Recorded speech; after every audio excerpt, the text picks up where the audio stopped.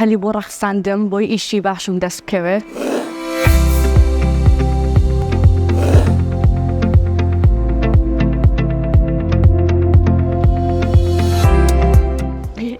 وەکو خوێندکارێک لە زانکۆی نێودەوڵەتی قیوان هەستاین بە ئەنجامدانی ڕاهێنانێکی پیشەیی بۆ ماوەی 6 مانگێک، ئەمەش بۆ کۆتایهێنانمە بە ساڵی خوێندنمان لەم ڕاهێنانی پیشەیەدا لە شاری پزیشکی ئەنوەر شێخە وەک HR ئەسیستەنتێک دەست بەکار بووی لەگەڵ هاوپیشەکانمدا.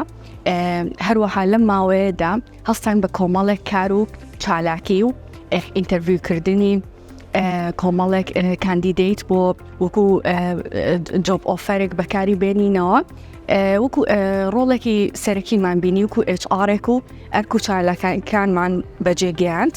لەم خولەدا لەم ڕاهێنانی پیشەیەدا کۆمەڵێک سوودی پێگەیاندم. یەکێک لە کاریگەریە باشەکان ئەوە بوو هەلی بۆ ڕەخساندم بۆی ئیشی باشم دەست بکەوێت، بۆیە ئێستا من ئەتوانم بڵێم زۆر ئامادەم بۆ بازاڕی کار.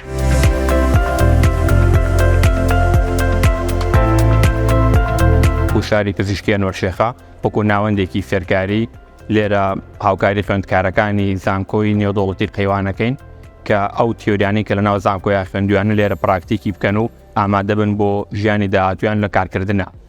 و ئەمەش فەرق و جیاوازی هەیە لەگەڵ شوێنەکانی کە ئەم ناوەندە زیاد مودەتێکی درێژترە بۆ نزیکی 6 مانگە خایەنێت، هەموو ئەو شتانەی کە لەوێ بە سیۆری خوێندویانە لێرە ئەتوانن پراکتیکی بکەن و تاوەکو لە داهاتووە ئیشێکی باشیان دەست بکەوێت.